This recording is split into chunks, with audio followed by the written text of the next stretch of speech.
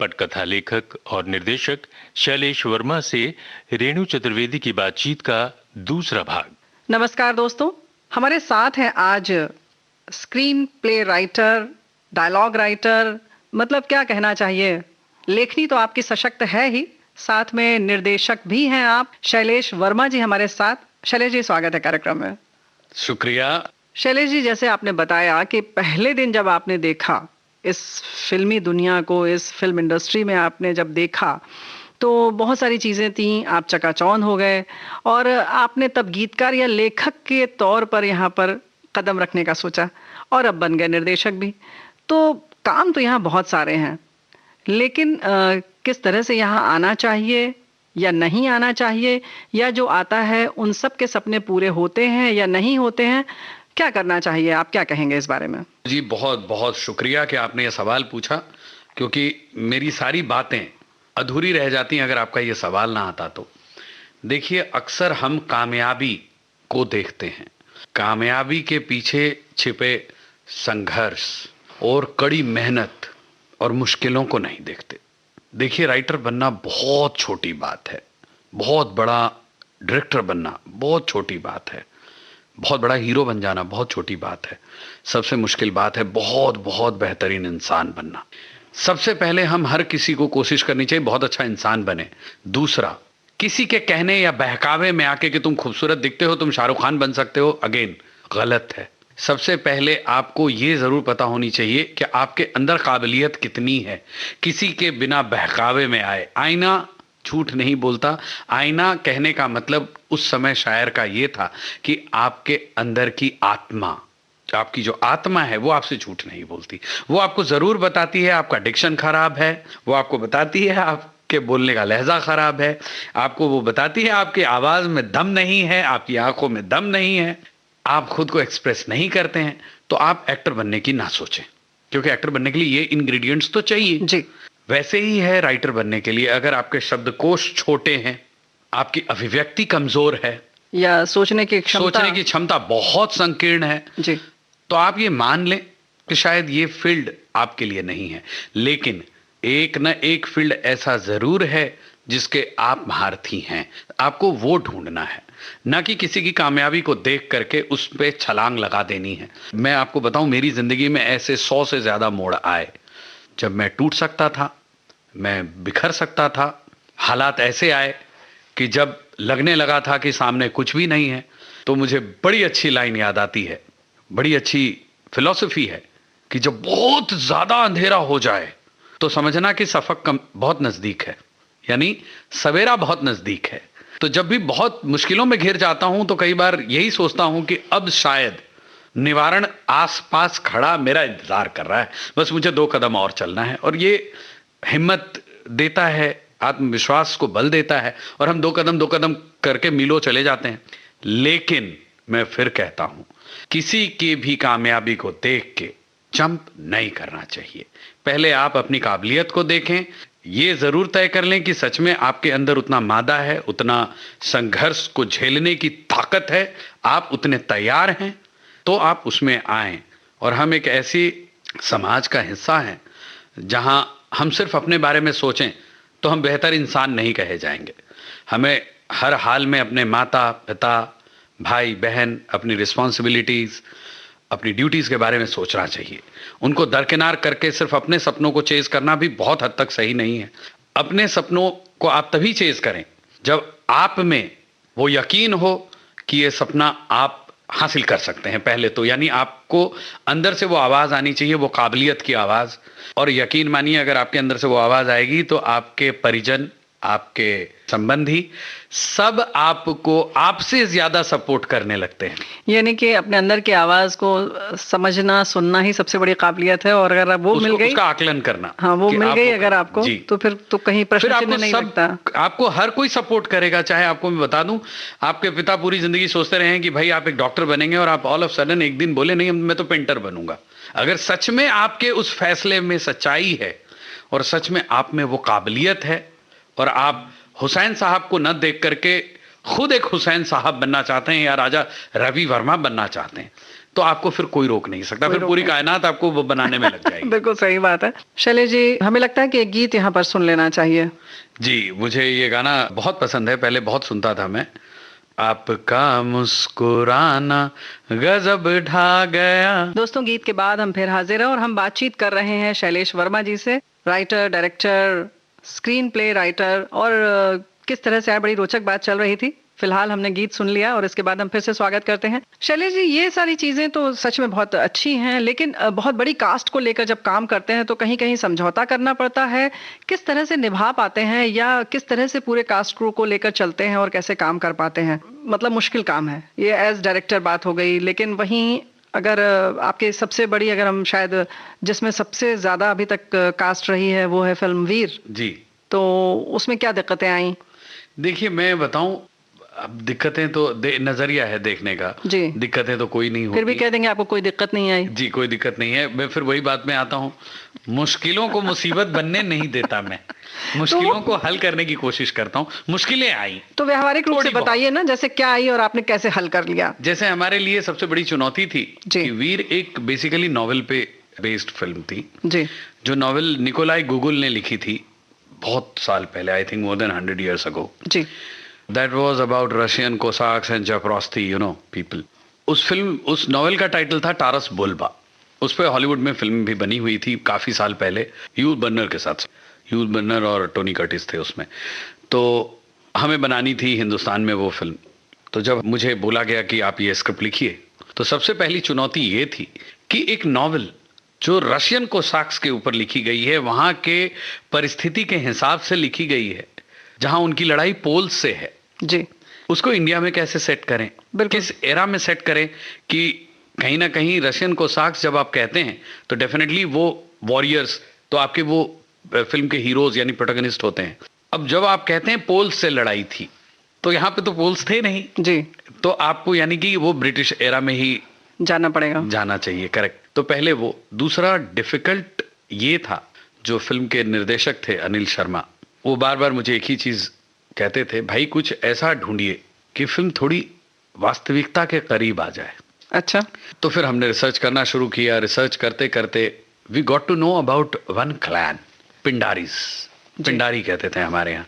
अब पिंडारी जो है उसका नॉर्मल कॉन्सेप्ट में जब अगर उसके बारे में आप पढ़ें तो आपको पता चलता है कि वो लुटेरों की कौम है जो डाका डालते थे, लूटते पाटते थे। बहुत कम लोगों को ये बात मालूम है कि स्वतंत्रता संग्राम में इनका भी बहुत बड़ा योगदान था। जी, इन्होंने बहुत बड़ा योगदान दिया पिंडारियों ने जी, और बहुत ज्यादा संख्या में तब पिंडारी हुआ करते थे। धीरे धीरे वक्त के साथ कम हो गए। और जाहिर है कि उनके में वो दमखम भी था। जी, इनको महाराष्ट्र में पारदी कहते हैं। जी, और वॉरियर कौम थी, ऑलमोस्ट नोमैडिक्स थे, भटकते रहते थे। जी, जी, तो जो भटकेगा डेफिनेटली उसके अंदर बल ज्यादा होगा, क्योंकि वो चुनौतियों से रोज लड़ता है, जीता है। जैसे एसी में पलने वाले बच्चे और सड़क के फुटपाथ पर पलने वाले बच्चों में एटलीस्ट इम्यूनिटी का फर्क तो आएगा ही आएगा। बिल्कुल। वो 100 गुना ज्यादा बेहतर इम्यून होते हैं। तो अब हमारे पास दो चीजें आ चुकी थी, ब्रिटिश साम्राज्य और पिंडारी। उसके बाद फिर कहानी आसान होने लगी, बहुत ज्यादा आसान हो गई थी कि भाई पिंडारी की एक कौम है जो देश की आजादी के लिए लड़ रहे हैं, और दूसरी तरफ अंग्रेज हैं जो फूट डालो राज करो वाली राजनीति में लगे पड़े हैं। और कैसे फिर हमने उसमें फिल्मी ताना बाना किया कि कैसे उनका साथ देने वाला एक राजा है जी, जो कैरेक्टर जैकी श्रॉफ ने किया था जी, उसकी बेटी से एक पिंडारी को मोहब्बत हो जाती है, जी, जिसने प्रण लिया हुआ है कि भाई वो अंग्रेजों को मारेगा, भगाएगा यहाँ से। जी, अब वो दुश्मन की बेटी से ही इश्क लड़ा बैठता है। जी, और उस तरह से जो है कहानी आगे बढ़ती है। और फिल्म हमने बड़ी ही बहुत अच्छी तरीके से उसमें हमने कोशिश की थी न्याय करने की कहानी के साथ, कि पिता वचनबद्ध है कि वो अंग्रेजों के खिलाफ और उस राजा के खिलाफ लड़ेगा, बेटा भी वचनबद्ध है कि वो लड़ेगा, लेकिन दूसरी तरफ वो अपने प्रेम से भी वचनबद्ध है। जी, तो अब भाई कहीं ना कहीं आप जब पूरी कहानी को देखें तो आपको लगता है बेटा गलत है, तो उसको जस्टिफिकेशन, उसको राइट करना बड़ा मुश्किल था हमारे लिए। फिर हमें बहुत अच्छा एक पॉइंट मिला कि वो सिर्फ इसलिए ये करता है क्योंकि वो सामने से दिखता उनकी तरफ से लड़ता है, जबकि वो नुकसान उन्हीं का कर रहा होता है, अंग्रेजों का। और कैसे बाप बेटे की लड़ाई होती है और अपनी जबान के लिए जो है मुख्य किरदार, जिसका टाइटल कैरेक्टर का नाम ही वीर था जी, वो फिर शहीद हो जाता है। तो बड़ी ही दिलचस्प कहानी थी, बनने की भी उसकी कहानी बड़ी दिलचस्प थी। बहुत विजनरी डायरेक्टर हैं अनिल शर्मा जी जी। तो उन्होंने जो है फिल्म बनाई थी और अच्छी फिल्म थी। राजस्थान में जगह जगह हमने शूट की थी, फिर कई जगहों पे शूट किया हमने। कोई ऐसा वाकया वहां से जुड़ा हुआ जहां शूटिंग का? शूटिंग के तो वैसे तो बहुत सारे किस्से हैं जो मुझे मतलब जीवन भर याद रहेंगे, क्योंकि मेरी पहली बड़ी फिल्म थी वो। जी, एक किस्सा याद है फिल्म के अंदर कि देखिए, कमिटमेंट ऑफ एन एक्टर किसको कहते हैं। जी, फिल्मों को जब हम बचपन में पटना में थे या कॉलेज के दिनों में देखते थे, बड़ा आसान लगता था, लेकिन जब हमने सामने होते हुए देखा तो समझ में आया कितना मुश्किल है ये काम। एक सीक्वेंस है फिल्म में जिसमें सलमान खान साहब जो वीर का कैरेक्टर कर रहे थे, उनका इंट्रोडक्शन था एंड उनको ट्रेन के ऊपर भागना होता है। बड़ा आसान लगता है बोलने में, ट्रेन चल रही है, उसके ऊपर एक कैरेक्टर भाग रहा है, बट आप यकीन मानिए मुझे ऊपर बुलाया गया कि आप भी आकर देखिए, आप महसूस कीजिए, आप लिखते हैं, एक बार महसूस कीजिए कैसा लगता है, कितना आसान काम है ये। ऊपर आपने लिख चढ़ने दिया के बस। बाद हाथ पैर ठंडे हो गए थे मेरे, और जबकि ट्रेन रुकी हुई थी, जी, थोड़ी हिलनी शुरू हुई और मैंने कहा बस करो, मुझे नीचे उतार दो। और मैंने वहां पर देखा सलमान खान साहब दौड़ रहे थे ट्रेन के ऊपर। तो हीरो बनना कहना बड़ा आसान है, बट उसके लिए अलग तरीके की सोच, अलग तरीके का जज्बा। जुनून, हाँ, और जज्बा चाहिए। वो मैंने उस दिन देखा वहां। ऐसे बहुत सारे किस्से हैं जो मेरे लिए सही कहें तो एक ट्रेनिंग प्रोसेस था, जिसके बाद मैंने सोचना शुरू किया कि मैं फिल्म बना सकता हूं as a director. Basically Veer was that film when I started thinking about getting into direction. Veer में ही मैंने डिसाइड किया बहुत था। नजदीक से आपने देखा सब चीज को। नजदीक से देखा, और सच कहूं आपको तो कई दफा देखिए, ये फिर वही बात है, क्या मैं पानी पी सकता हूं, पानी पी लूं, पानी पीने की इच्छा हो रही है, तीनों में बात एक ही कह रहा हूं मैं। ऐसे हजार तरीके हैं बात कहने के। मेरी एक सोच, जो कहानी कहने का एक तरीका, और जब मैंने फिल्म को अपने सामने शूट होते देखा, बहुत सारी फिल्में बट उसमें से वीर का नाम लेता हूं, तो मुझे लगता था मैं भी शूट कर सकता हूं ये फिल्म, लेकिन किसी और तरीके से शायद करूंगा। वो तरीका शायद गलत भी हो सकता है, तरीका सही भी हो सकता है, कोशिश तो करनी ही चाहिए। Then I decided, then I wrote many films, but उसके बाद फिर मैं सीधा सोचने लगा नहीं, मैं फिल्म खुद बनाऊंगा और मैं देखूंगा मैं बना पाता हूं कि नहीं, क्योंकि मैंने फिर कहा मैं कोशिश करने से पीछे नहीं हटता।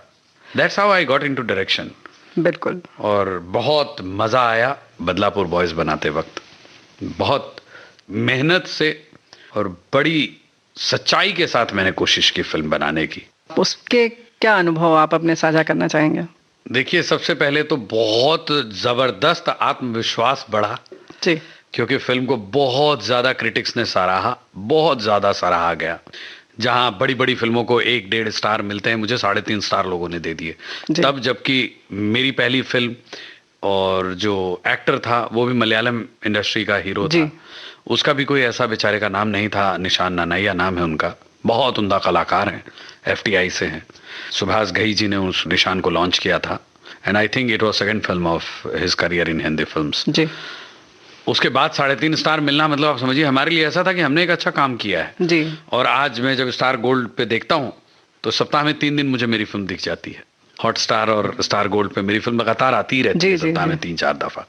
जैसा मैंने आपको बताया कि जब हम दूर से सिनेमा को देखते थे एज एन ऑडियंस, तो सब चीजें बड़ी आसान लगती थी, जब करीब आए तो बड़ी मुश्किल लगने लगी।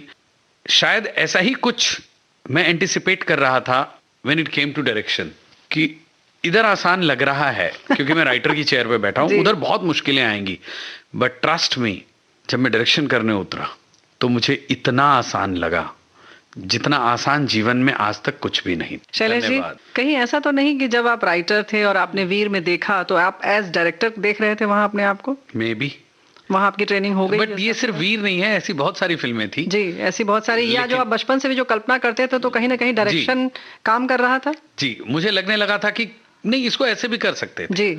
और जब मैं बदलापुर बॉयज के सेट पर आया तो मुझे इतना आसान लगा फिल्म बनाना, जी। जबकि सच कहूं तो मेरे अलावा हर कोई डरा हुआ था सेट पे कि पहली फिल्म है, ये किसी की सुनता नहीं है। Because when it comes to direction I am a bad listener, I just follow my instinct, I जी। Don't listen to anybody.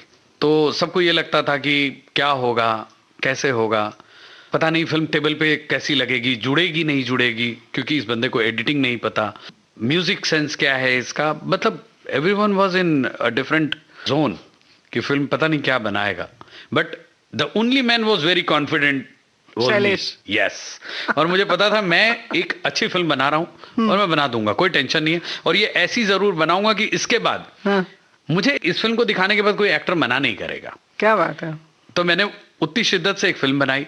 And trust me, when I went to meet Arjun, जो मेरी नेक्स्ट फिल्म में hero है, जी। अर्जुन अच्छा दोस्त है मेरा, लेकिन हमारी दोस्ती की शुरुआत वैसे ही हुई कि उसने बोला तूने बहुत अच्छी फिल्म बनाई यार, all actors were new, budget भी थोड़ा कम था, बट फिल्म बहुत अच्छा है, यू क्राफ्टेड वेल। जी। तो वो मेरा यकीन उस फिल्म को लेके, बिकॉज अर्जुन रामपाल वॉज जी। Big enough for me to rope in for my next film, but कोई मुश्किल नहीं हुई, इंस्टेंटली वो अग्री कर गया, क्योंकि कहीं ना कहीं उसको भी लगा कि यार बंदे को काम तो आता है, अच्छी फिल्म बनाता है। पैर जमा लिया आपने। हाँ, और नास्तिक तो मैं यकीनन आपको बताता हूँ बहुत ही बेहतरीन फिल्म है, क्या बात। और a different ball game in my career. Shailesh Verma ji, कौन सा गाना और सुनना चाहते हैं? वारिस फिल्म का गाना है जो मुझे बहुत पसंद है, और इस फिल्म में लता मंगेशकर जी और एक हमारे कैमरामैन थे बहुत अच्छे, अभी भी हैं, मंजी कहते हैं उनको, मनमोहन सिंह जी, उन्होंने गाया था। बतौर कैमरामैन बहुत कामयाब कैमरामैन है, लेकिन उन्होंने गाना भी गाया है। वो गाना था मेरे प्यार की उम्र हो इतनी सनम। क्या बात है। आप लिखते हैं, बहुत सारे धारावाहिक आपने लिखे। वीर की बात करें या हम बदलापुर बॉयज की, दोनों का विषय बिल्कुल अलग है। अब तीसरी फिल्म की अगर हम बात करें, सांचा, बिल्कुल सामाजिक मुद्दे पर बनी फिल्म। अब इसके बारे में कुछ बताइए कि मतलब कैसे सोचा या क्या किया आपने इसके लिए, होमवर्क जिसको कहते हैं, या जो भी आपकी भाषा में क्या कहेंगे इसे?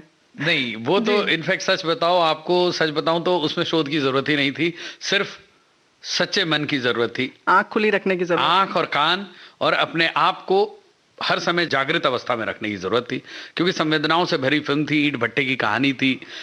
देखिए, कहते हैं, मजाक की बात है कि अगर बहुत सारे अवार्ड्स चाहिए, इंटरनेशनल फेम चाहिए, तो हिंदुस्तान की गरीबी दिखा दो, जो है उससे थोड़ा और नीचे दिखा दो, ज्यादा गरीब दिखा दो। तो वो फिल्म तो बड़ी आसान फिल्म थी। मुश्किल तो तब है जब आप सोच को तोड़ने वाली फिल्म बनाएं, क्योंकि मैं आपको सच बताता हूं, बहुत सारी दुनिया के देशों में मैं गया हूं, लेकिन हिंदुस्तान अनगिनत मामलों में दुनिया का सबसे बेहतर मुल्क है। क्या बात है। लोग गरीबी की बात करते हैं, मैं किसी मुल्क का नाम नहीं लूंगा, मैंने यहां से 1000 गुना ज्यादा बदतर जिंदगी देखी है जीते हुए। ज्यादा पैसा कमा करके भी बदतर जिंदगी जीते हैं, क्योंकि लिविंग स्टैंडर्ड इतना हाई है, चीजें इतनी महंगी हैं कि लोग जो हैं बहुत ही गरीब जिंदगी जीते हैं। आप यहाँ 25,000, 10,000, 5,000 रुपए में भी अच्छा जीवन जी सकते हैं। एक लिमिट है, लिमिटेशंस आ जाती हैं, बट आप 5,000 में जी सकते हैं। इतने ही पैसे जो विदेशों में कमाते हैं वो जी भी नहीं पा रहे। तो बेवजह गरीब इंडिया दिखाकर जी, अवार्ड्स तो बहुत सारे लोगों ने लिया है, मैं तो यही वो फिल्म में पूछना- दिखाना हमारे लिए सबसे आसान था। यही हम जानना चाह रहे थे कि कभी कोई ऐसा मौका है तो क्या शैलेश वर्मा जी कुछ इस स्तर पर जाएंगे? क्या देखिए, आपकी क्या सोच है? मैं यकीनन मैं जीवन में ऐसा कोई फिल्म नहीं बनाना चाहूंगा जिसमें हमारे देश की, हमारी संस्कृति की, हमारी परंपराओं की, हमारे धर्म की छवि खराब हो, क्योंकि मुझे ऐसा लगता है आप जोड़ ना सकें एक और पन्ना तो भी माफ है, लेकिन लिखा एक शब्द मिटाना नहीं। क्या बात है। क्योंकि वही हमारी धरोहर है। जब आप हिंदुस्तान की बात करते हैं, मैं आपको बता दूं, तो आप सिर्फ हिंदुस्तान की बात, हिंदुस्तान तो देखिए पहले हमारे देश का सच में नाम ही नहीं है, ये तो नाम किसी और ने रखा है। 2 मुल्क बना तब हो गया जी। हिंदू कुश घाटी से हमको जोड़ दिया गया। हमारा रियल नाम तो भारत है, भरत मुनि का नाम है। और मैं आपको बताता हूं, हम हिंदू भी बहुत बाद में हमारा नाम रखा गया, हिंदू तो हम थे ही नहीं, ये तो हिंदू सभ्यता से हमारा नाम जोड़ा गया। हम बेसिकली सनातनी हैं जी। और जब आप सनातन की बात करते हैं तो मैं आपको बता दूं, आप आरंभ की बात करते हैं, तो जो आरंभ से जुड़ा हो तो आप समझिए उसकी संस्कृति और उसकी जड़ें कितनी मजबूत होंगी। तो आप जब उस पर व्यंग करते हैं, उसमें कोई कमी निकालते हैं, तो आप बहुत गरीब हैं। बस यही आप साबित करने की कोशिश कर रहे हैं क्योंकि सूरज को दिया दिखाना बुद्धिमता तो नहीं है। तो मैं ऐसे देश, ऐसे समाज, ऐसे संस्कृति को व्यंग या किसी और तरीके से, मजाक के तरीके से तो नहीं दिखा सकता। बहुत सारी फिल्में बनी हैं जिसमें हमारे धर्म, हमारे संस्कृति को मतलब का माहौल भी बनाया गया है, लोगों ने पसंद भी किया है। लेकिन मुझे लगता है बहुत अच्छी बात है कि लोगों ने पसंद किया है, बहुत अच्छी बात है कि फिल्में भी चली हैं। मैं ऐसा कुछ नहीं करना चाहता। मैं तहे दिल से इज्जत करता हूं अपने देश की, संस्कृति की, समाज की और हमारे विचारधाराओं की, जिस पे हमारा देश टिका है, क्योंकि कहीं ना कहीं आप उसे समझते हैं। शैलेश जी, हमें लगता है कि एक गीत यहाँ पर सुन लेना चाहिए। सौदागर फिल्म का है, सजना है मुझे सजना के लिए। शैलेश जी, पूरा आपका जो सफर है हमने सुना, और जैसे बार बार आपने कहा कि पढ़ाई लिखाई में बड़े अच्छे, जाहिर है इसीलिए आत्मविश्वास था कि आप सिविल सर्विसेज में भी आ जाएंगे, यानी प्रशासनिक सेवा में भी आप आ जाएंगे, एक बार में सेलेक्ट हो जाएंगे, यानी कि पढ़ाई में आप बहुत अच्छे थे। फिर ऐसा मुझे भी लगता था। नहीं, नंबर आया होगा ना। जी। इसमें तो अंतरात्मा को देखने की जरूरत नहीं है, नंबर मार्कशीट में दिखे होंगे। जी जी जी, आपने टॉप भी किया। जी, लेकिन मैं आपको बताऊं जी, बहुत दिनों तक मुझे ये लगता रहा कि मेरी शिक्षा का सदुपयोग नहीं हो पाया, क्योंकि जब फिल्म टीवी में राइटिंग में आया तो बड़ी ही मतलब नॉर्मल सी चीजें लिखने को मिलती थी, एपिसोड्स लिखना, ये वो, तो मैं बहुत अंदर से नाखुश था। लेकिन जब फिल्मों में आया तो मुझे समझ में आया कि मेरी कद्र ही इस वजह से इस इंडस्ट्री में भी है कि मैं पढ़ा लिखा अच्छा हूं और मेरे पास ज्ञान है। और जब फिल्मों को लिखने लगा तो पता चला साइंस की पढ़ाई कैसे काम आई, कैसे लिटरेचर की पढ़ाई काम आई, कैसे कानून व्यवस्था को जो मेरी समझ है समझने की वो काम आई। तो मैं ये आपके इस प्रोग्राम के माध्यम से एक बात कहना चाहता हूं कि जीवन में कुछ भी ऐसा नहीं घटता जो बिना मतलब हो। जीवन में किसी भी घट रही चीज को आप बेमतलब न माने। हर किसी के पीछे, हर घटना, हर वाकये के पीछे कोई ना कोई बहुत बड़ी वजह होती है। जो सब्र करें, इंतजार करें और बहुत गौर से हर चीज को अपने आसपास देखें। बड़ी अच्छी एक कहावत है, कही गई बात है कि 1000 पन्ने पढ़ने से कहीं ज्यादा एक्सपीरियंस 1000 कदम चलने से आते हैं। क्या बात है। आंखें खुली रखें, कान खुली रखें, है ना, जबान को जितना हो सके कम चलाएं। हमारा चूंकि पेशा है और ये प्रोग्राम वैसा है कि बोलना पड़ रहा है, नॉर्मली मैं भी कोशिश करता हूं कि कम से कम बोलें, क्योंकि बोलते वक्त कान की जो हड्डियां हैं वो क्लोज हो जाती हैं, बहुत नजदीक आ जाती हैं, जिसकी वजह से सुनाई कम देता है जी। कम बोलें तो बहुत ज्यादा सुनेंगे। जीवन में ऐसा कुछ भी नहीं आपने सुना है जो बेमतलब होता है। जीवन में ऐसा कुछ भी आपने नहीं देखा जो बेमतलब होता है। ये हमारे वेदों को अगर आप पढ़ेंगे तो भी आपको पता चलेगा कि आपने जीवन में ऐसा कुछ भी नहीं देखा होता जो बिना मतलब है। उसका मतलब आपके जीवन, आपके सफर से जुड़ा होता है। गौर से उस बात को सिर्फ समझने की जरूरत है, वो जीवन में कभी ना कभी किसी ना किसी मोड़ पे आपके काम आता है। जी, बिल्कुल सही बात है। चलिए ये एक बार फिर हम आपके उसमें चलते हैं परिवार की तरफ, कि पिताजी के बाद जब आपने जो समय देखा था पढ़ाई के समय, तो जाहिर है कि एक सामान्य जन जैसे रहते हैं, परिवार नौकरी पेशा वाले। नहीं, आज भी सामान्य ही देख रहे हैं। नहीं, अभी तो आपके पास बहुत पैसा हो गया होगा ना। नहीं, वो देखिए, पैसे से अगर आप जीवन को देखें जी, तो मैं आपको बताता हूँ, बहुत अमीर आदमी 1000 साल जिएगा और उसके जीवन में कोई तकलीफ नहीं आएगी, वो कभी डॉक्टर के पास नहीं जाएगा, उसको भगवान की भी जरूरत नहीं पड़ेगी, भगवान की, डॉक्टर की, है ना, सबको जरूरत पड़ती है। इनफैक्ट अमीर आदमी को स्लीपिंग पिल्स की भी जरूरत पड़ती है। तो बहुत पैसे होना मेरे हिसाब से कामयाबी की निशानी नहीं है। बहुत नाम इज्जत होना मेरे हिसाब से कामयाबी की निशानी नहीं है। फिर देखिए, 2 चीजें हैं आपको जीवन में, बड़ी अच्छी चीज है, हैप्पी होना और जॉयफुल होना, दोनों में बहुत फर्क है। ये जो चीजें हैं, पैसा, नाम, शोहरत, ये आपको खुशी देती है, हैप्पीनेस। जॉयफुलनेस नहीं देती। जॉयफुलनेस देती है विजडम, विजडम से आती है जॉयफुलनेस। जॉयफुलनेस वो चीज है जो अकेले में भी आपको मुस्कुराहट देती, जो सोते वक्त भी आपको मुस्कुराहट देती है, नहाते वक्त भी मुस्कुराहट देती है, तकलीफ के वक्त भी आपको मुस्कुराहट देती है। तो मेरे लिए अल्टीमेटली सक्सेस का मतलब जॉयफुल होना है। जॉयफुल होना सबसे बड़ा अचीवमेंट है मेरी नजरों में। खुश तो कोई भी हो सकता है, खुश होना बहुत भौतिक है। 2, 4, 10, 20 करोड़ रुपए कमा लिए, आप खुश हो गए। लग्जरी कार में घूम लिए, आप खुश हो गए।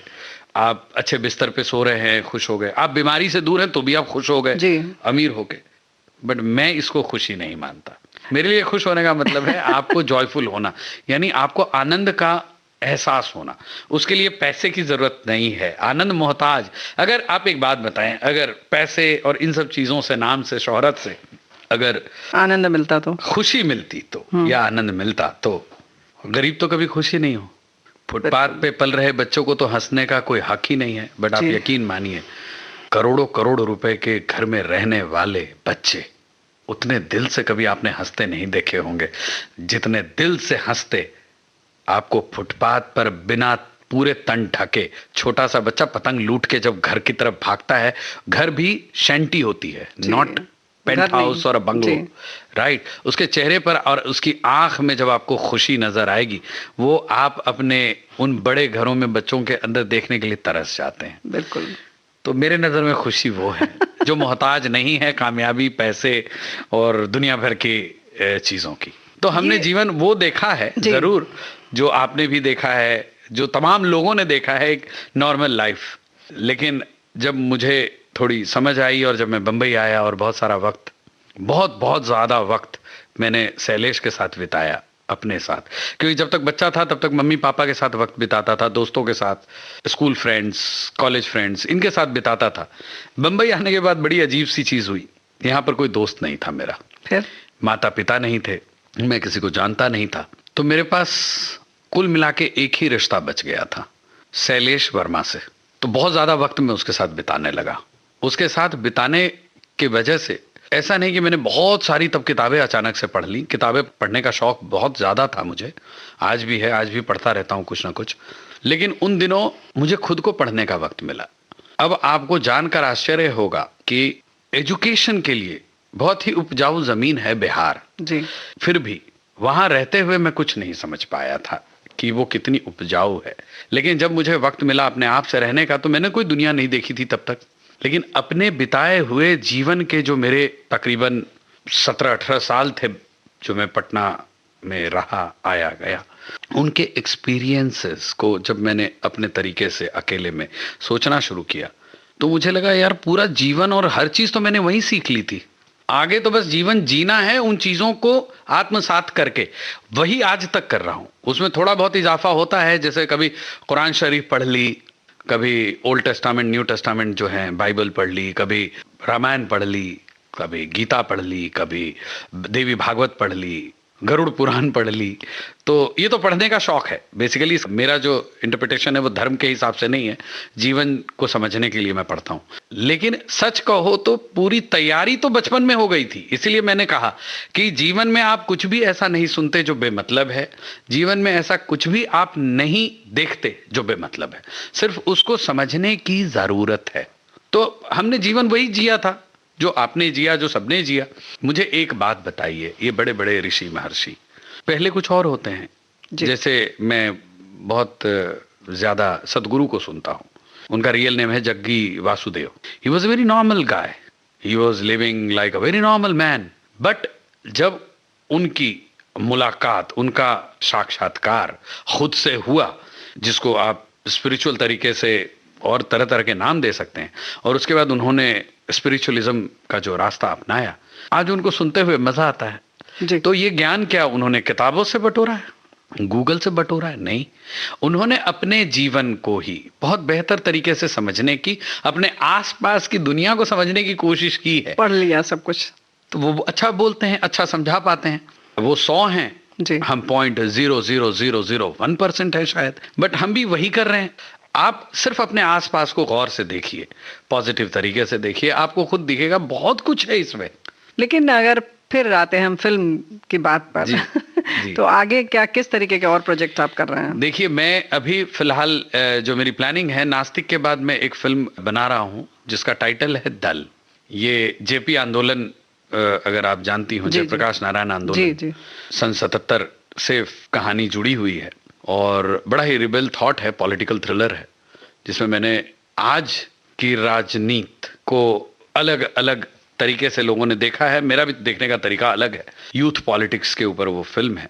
बट फिर से बताऊंगा, उस फिल्म में एक बड़ी अच्छी बात मैंने कहने की कोशिश की है। फिल्म में एक मुख्य किरदार है जो एक अभिनेत्री हैं, वो एक प्रोफेसर का कैरेक्टर कर रही हैं। It's the story revolves around university politics. जी। वो एक दफा हमारे जो प्रोटैगनिस्ट, जो कैरेक्टर्स हैं, उनको समझा रही होती हैं और कहती हैं कि क्या आपने कभी सोचा है कि जिस राम को आप पूजते हैं उनकी लाइफ कितनी मिजरेबल थी।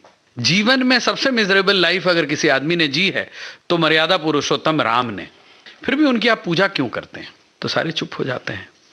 तो कहती हैं वो किरदार जो है कि बचपन में राजा का बेटा, लेकिन उसको राजा बनना है तो तैयारी करने के लिए राजयोग छोड़ के गुरुकुल जाना पड़ता है। गुरुकुल जाकर के बेचारा अपना सारा काम करते, जो गुरुकुल में शिक्षा दी जाती है। जब कुंवर बनने की बारी आती है तो सौतेली माँ के चक्कर में गद्दी पर नहीं बैठ पाते।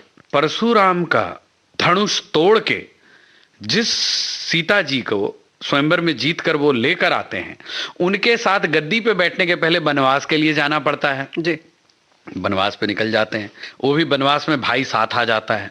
वनवास इज नॉट अ लग्जरी। जी। वो भी 14 साल का वो आदमी, उसको भी जीता है बिना शिकायत।